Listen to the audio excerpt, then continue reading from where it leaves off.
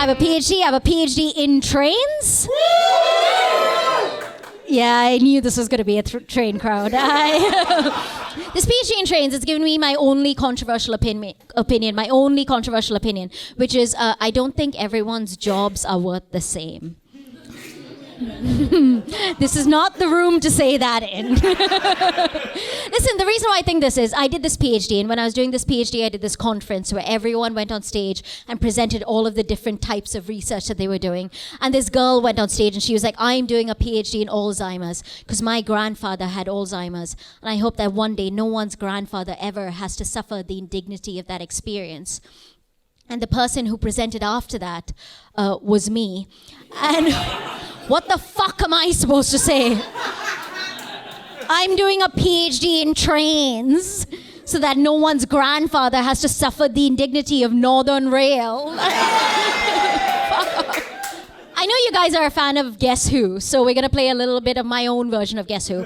I'm going to give you a couple of statements, and you're going to guess who said this, whether it was an academic or it was a comedian. Are we ready for this? Okay. First statement. Your English is so good. Did Americans teach you English? What do we think? You're all 100% correct. And it was an academic.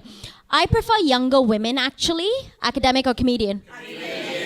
Comedian, academic, it was an academic. I can't believe you're dating a white man. Academic or comedian? Yeah, it was my parents. Because I recently did a gig at a university and I thought I was killing it. I thought I was doing so well. And then I got heckled by this girl from the back and she goes, "You're chuggy." So I decided to engage with her positively and I was like, "What's chuggy about me?" And she goes, "Your entire vibe." Now, when you're a brown woman and someone says something you don't like, you have a very easy response. You just go, "That's racist." So I was like, "That's racist." And she goes, "Don't weaponize your oppression in the face of criticism." What? Like, what are they putting word of the day on vape packets now? What is happening out there? The other week, my dad told me that in 2006, he voted for Leona Lewis to win X Factor. What do I do with that information? I don't know why dads do this. I was talking to my brother, explaining to him about Pop Idol, he's my younger brother, and then just sort of from the corner of the room, my dad like unfurled. Right? Like a character, like a retired CIA operative from a movie, just like, "That's a name I haven't heard in a long time." He goes, "Boys, you'll never guess what." And full credit to him, because we did not guess what.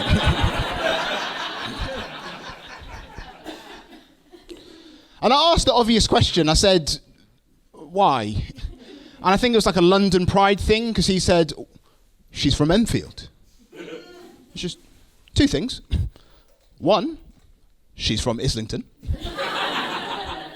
Two, he is from Ghana.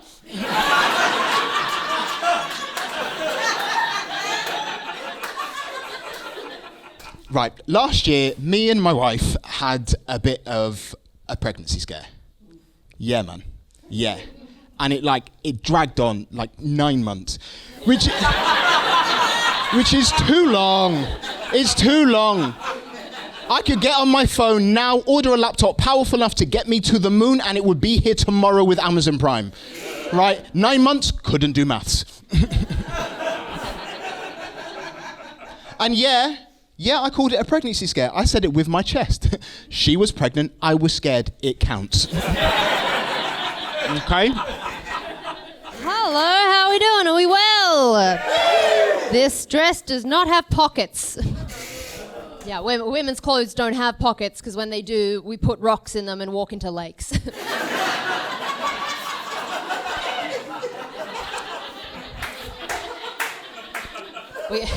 We can't be trusted. You're very accent focused. Even amongst yourselves. Sometimes I'll be talking to someone and I'll be like, "Oh, where are you from?" And they'll be kind of affronted that I don't already know. Like, I'm so sorry. How would I know what Middlesbrough sounds like? I have never been to Gloucestershire, and I don't know the song of its people. Can you tell I'm from Toowoomba? Could you spell Toowoomba? I don't know why you expect me to know your stuff, but you don't know any of mine. The only accents I can identify are the ones from Chicken Run. And even then, I can't identify them by area, just by chicken.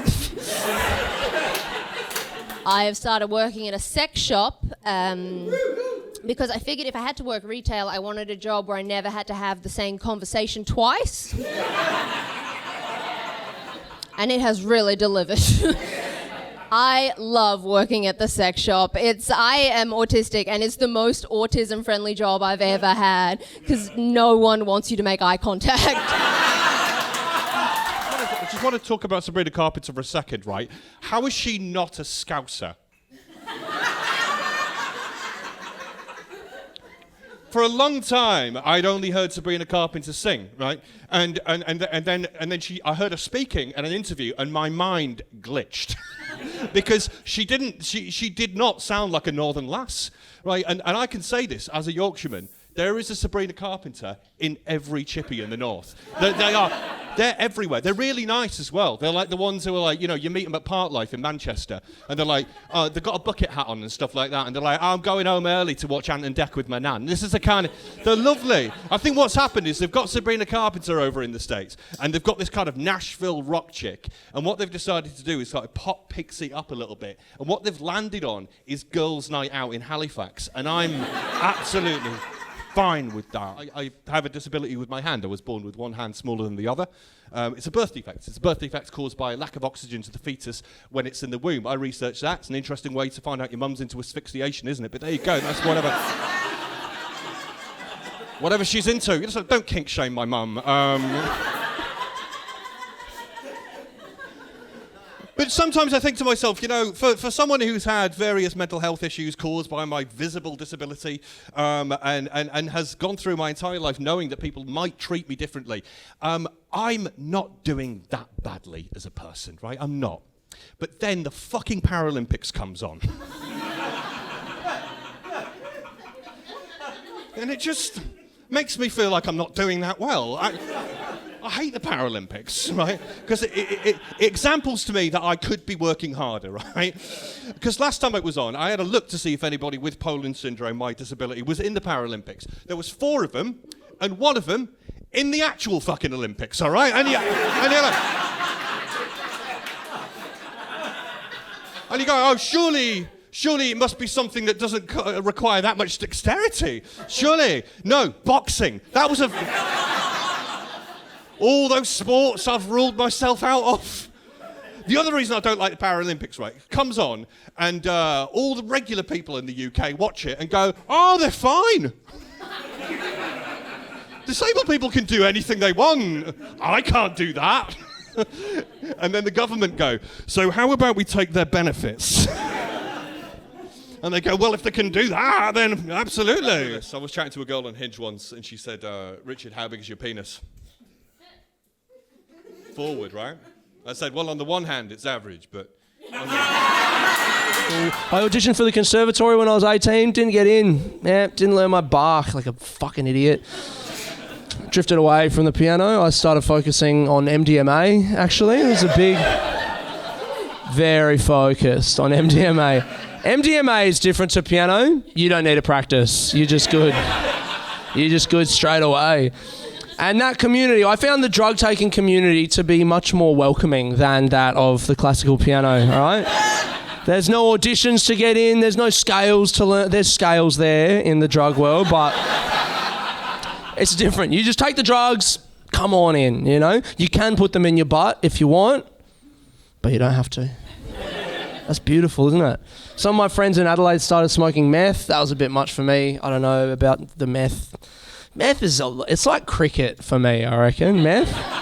Isn't it? Like, if you're into it, that's great, no judgment, but I don't have 5 days to commit to this. Do you know what I mean? Just the time. It's like your dad pushing you on the swings. Whee! I love you, Dad. You guys all got dads in here? You know what that's about? Like mum, but angry, that one, right? You lower one note in the major chord. Minor, that's sad. Oh, no, Dad. Maybe your dad went away. Oh, maybe that's your fault. I don't know. Maybe you were just an ugly baby and he was like, fuck that, and he got out of there, and good for him, you know? You live your life.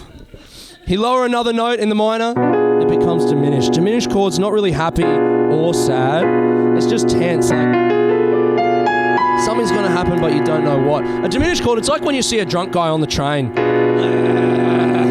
You can't relax, you're like, fuck, what's he gonna do, man? Maybe he's gonna say something happy like, "Oi, I want to kiss you."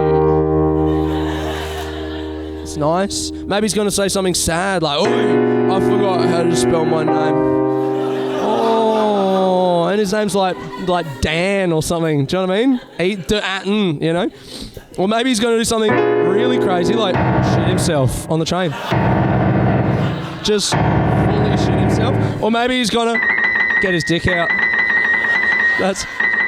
He gets his dick out and then I join in. And then we kiss. Beautiful. Story of love on the Northern Line, hey? Do you guys ever get that voice in your head that says weird stuff? Yeah, and you're like, oh, don't do that. Don't tell anyone that one. I call it the inside voice. You know, in school, teachers are always like, Aidan, you need to use your inside voice. And I was like, nah, man. You don't want that guy in here with us. I get it at home. I'll be in my kitchen just cooking, you know, cutting veggies on the counter, and then my housemate walks in, and just because I've seen him and I'm holding a knife, the voice is like, what if you stabbed him? That'd be crazy, wouldn't it? And I don't want to. I drop the knife. I go, no, I don't want to stab anyone. I'm trying to make him feel safer. That's important. Just you're safe here in this environment. That's that moment, right? That is... there, you're feeling good, and then suddenly you're fantasizing about murdering your beautiful friend Dylan. Here's the genius of this music, what Chopin does, right? He knows there's tension there. If he plays all those notes together, the tension's very obvious. So instead, he breaks them up, uses the left hand, and the notes, they're all there, the tension's still there, but it's kind of diffused across the bottom of this piece. And that's just the left hand, right? That's what you think in your head. The right hand is what you say out loud to your housemate. You're like, hey man, you having a good week? Everything all good at work? Big day tomorrow? I'll be out of the kitchen in a sec. You can make your smoothies and we'll all go to bed and everything will be nice. Left hand's just like, you should fucking kill him, man. Cut him up. Bury him in the backyard. Everyone's got to respect you! Isn't that so relaxing, that music? Jack, does your person spend their romantic lives trying to fill the void left by an emotionally unavailable father?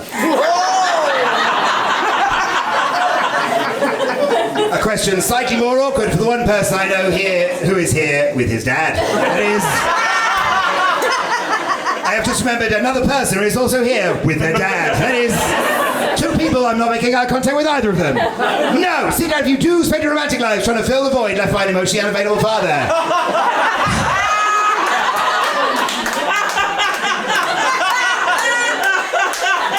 I'm not going to comment on the scenario down here because I'm going to be sending this video to promoters. That is...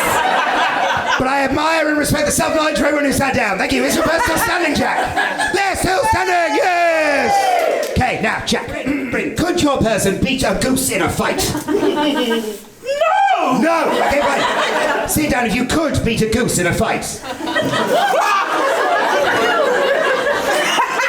Is your person still standing? My person is correct. Ooh. And still standing. And still standing. Not wrong and sitting. Have you had a difficult experience with geese, Bryn? No. No? You fear them? They're scary. The goose is unarmed. It's... Wait, do I have a gun? Have I brought a gun to this goose fight? Sure, why not? Has your person ever got a snack just because their mouth is bored? Yeah. Yeah, sit down if you have never got a snack just because your mouth is bored. Two liars have just sat down. Is your person still standing? Yes. They're still standing! Now, Bryn, has your person ever gotten into a relationship for the same reason? No. No, sit down if you have ever gone into a relationship because your mouth was bored. Thank you. I appreciate the honesty of the people who sat down.